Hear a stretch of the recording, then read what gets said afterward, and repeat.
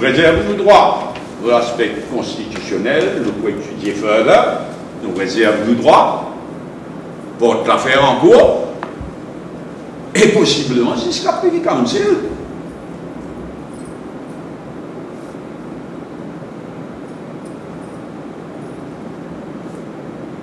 Quand nous connaissons le rôle en institution en Grande-Bretagne, éventuellement, peut-être à besoin du monde Privy Council, l'instance suprême les judiciaires, pour nous, et on va tous pour allons à ce qu'il nous fait avec nous dit. Voilà, on va rester attentif. Mais il nous devoir sonne la sonnette d'alarme et nous continuer à étudier et nous demandons au gouvernement ressaisi, réforme.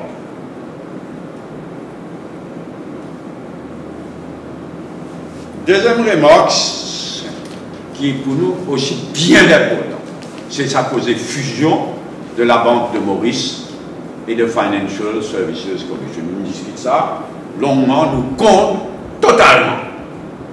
Ça aussi bien dangereux. Il est clair que c'est une tentative de mainmise de Ramgoolam et de Pinnick. Une tentative de mainmise de Ramgoolam et de Pinnick lors de Financial Services Commission.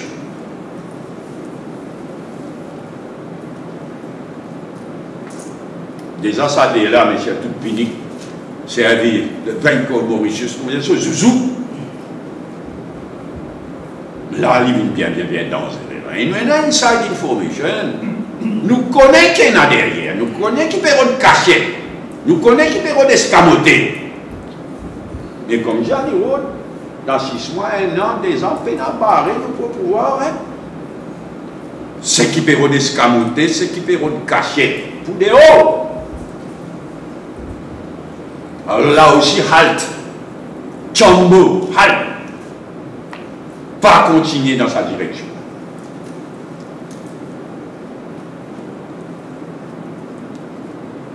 Deux dernières remarques, pour ma part. Ramgoolam cause beaucoup de bêtises, de naïveté, de bêtises. Ce qu'il a causé, ça c'est maintenant encore, lors de l'histoire du Parti travailliste et nous l'indépendance du pays. Beaucoup de bêtises, naïveté. Pour moi, il est absolument clair qu'il ne dit pas qu'on n'a rien. La vraie histoire du Parti travailliste, surtout depuis sa création en 1936, jusqu'à la première élection générale digne de ce nom en 1948. C'est une élection avant, mais il y a des gens qui ont voté. 48, première élection générale digne de ce nom chez nous. C'est clair, il n'est pas qu'on n'a rien. Il y a ce qui soit fat, soit si à Wagen, ça comme quelque chose pour travailler. Je ne veux pas qu'on n'a rien à commencer par Ramgoolam, l'histoire du travail, surtout de 36 à 48. Et il est clair aussi qu'il ne veut pas qu'on n'a rien à commencer par Ramgoolam, l'autre qui manière l'idée d'indépendance de nos pays, de faire ce chemin. Depuis 1936, lui même, jusqu'à 1968. Qui ne pas connaît, Ramgoolam vient dire, bon, c'est pas vrai, Ramgoolam n'est pas contre l'indépendance. Il n'est pas contre l'indépendance. Ok? Parce que personne n'est pas pour l'indépendance. Bien évidemment, jusqu'à 1959, Parti travailliste, c'est pour Ramgoolam. Je ne suis pas en faveur de l'indépendance. Je suis en faveur de l'intégration totale de l'île Maurice à la Grande-Bretagne. Et je dis, comme à Malte, ça qui Malte, tu peux demander, ça qui Maurice, jusqu'à 1959, Parti travailliste, et Bolom Ramgoolam, tu peux demander. L'intégration totale à la Grande-Bretagne. Nous avons une citoyenneté britannique. Nous venons britanniques. nous envoyer députés dans le House of Commons, s'il vous plaît. Ça, la vérité, ça dit l'histoire, ça. Facile de produire un document. Jusqu'à 1959. Quand clairement, Yann MacLeod, nouveau ministre pour les colonies, dit, pas quoi, non, ça, mal qui me dit en bas là, oublié. Dit ça, bolon, là. Là, l'évolution commence à faire vers l'indépendance. Donc, il est clair pour moi, Ramgoulam, pas qu'on n'a rien. Et ce qui passe pour travailler saoudi, pas qu'on n'a rien. C'est pourquoi, à cause d'une bêtise de Ramgoulam, ma naïveté, visait à rétablir la vérité. L'autre, les deux choses. Visait à rétablir la vérité. La vraie histoire du Parti travailliste, c'est à toute la période 36 à 48, mais après 48 aussi. D'un côté. L'autre côté, puis amis, n'est pas un fait historique pour montrer l'idée d'indépendance, qui manière il naît, qui manière il fait ce chemin. Et c'est pas livré ou non qui travaille, c'est Volon Ramgoulam jusqu'à 59, qui en faveur de l'intégration totale de Maurice dans la Grande-Bretagne. Alors, moi, j'invite Navin Ramgoulam à un débat public civilisé. Nous invitons à un débat public civilisé. On contrôle l'assistance, on fait des affaires civilisées, il n'y a que un fait historique. Moi, il n'y a que un fait historique, ça peut faire un exposé. J'espère que vous envoyez un petit message, vous dites même, il y a l'étranger, il y a le temps de réfléchir à être reposé, à cette fraîche. Et moi, espérer, il dit ah oui.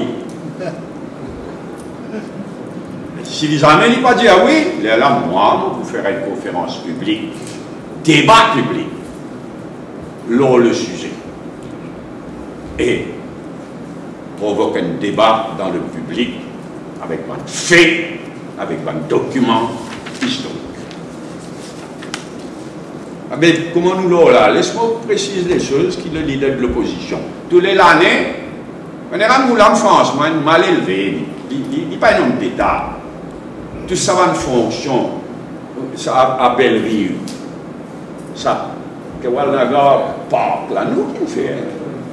Nous qui faisons une merveille là-bas. Jamais on ne va pas faire une petite chose comme ça pour Dogolo.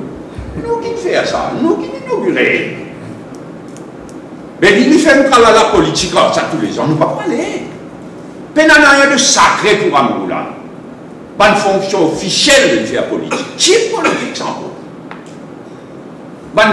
L'occasion solennelle comme ça, il fait type politique. Nous ne pouvons pas aller naturellement. Mais tous les ans, leader de l'opposition, présent, parce que c'est une fonction d'État, tous les ans nous finissons présents, là la place du quai, pour déposer couronne flair à la même dire, statue Bolon, à son mémoire. Alan, leader de l'opposition, finira, parce que c'est leader de l'opposition, naturellement, qui a invité.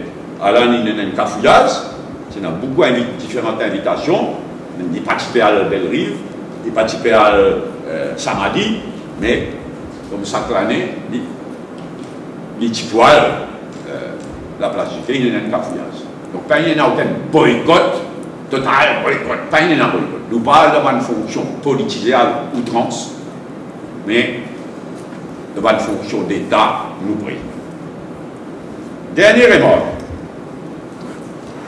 Mon mari est excité par Madagascar. Et pour la première fois, depuis beaucoup d'années, nous avons toutes les raisons d'être optimistes. Bien optimistes. Le 25 octobre, pour un premier tour de l'élection présidentielle, beaucoup de candidats. Et le 20 décembre, pour un deuxième tour, mais en même temps élection législative. Donc, pour élire président le 20 décembre, et en même temps, un nouveau parlement. Ils m'ont bien optimiste. Ils m'ont bien excité. Parce que le potentiel énorme, le potentiel d'un partenariat entre Madagascar et Maurice pour le développement de tous les pays et la région le potentiel énorme. Mais il y a un vrai partenariat. Le potentiel énorme. Comme dit aux Anglais, the sky is the limit. Madagascar est capable de devenir le grenier de la région. Rapidement. Le thon. Nous avons fait grand quelque chose ensemble. Dans le thon, le textile, name le potentiel énorme. C'est pourquoi nous besoin intéresser, nous besoin connaître, nous besoin suivre, nous besoin cultiver, nous avons contact avec nous avons soeurs, nous avons frères malgaches. Et il y a 3-4 candidats solides. Il y a beaucoup de candidats. Mais autant qu'ils m'ont trouvé ici, tous les jours, il y a la presse malgache depuis des années. Il y a 3-4 candidats solides. D'après moi, parmi ces 3-4 là, qui peuvent aller, qui peuvent arriver au deuxième tour. Mais là, il est triste. Un parmi ces 4 candidats solides, là, il vient de Maurice, il rencontre moi, il rencontre Serrani Roux, il rencontre le secteur privé, et naturellement, il demande pour rencontre le Premier ministre. Même pas une réponse. Même pas un petit peu de bonne manière. Il rencontre moi, il rencontre Serrani Roux. Mal élevé, même pas une réponse. Ni de Rangoula, ni de Arvin Boulen. Comme dit en anglais, un cold shoulder. Stupide. Mal élevé. Au lieu de préparer l'avenir ensemble. Ça, candidat-là, c'est Roland Ratirac, le neveu de l'ancien président Didier Ratirac. Il finit le maire d'État-Matar, il finit député, là, il est vice-président du Sénat de transition. Clairement, il est parmi les 3-4 candidats. Il est honteux et inacceptable. Dit que le gouvernement même pas une réponse à ce demande d'entretien. De mon point de vue, les deux autres principaux candidats, c'est Piero Radjaonarivelo.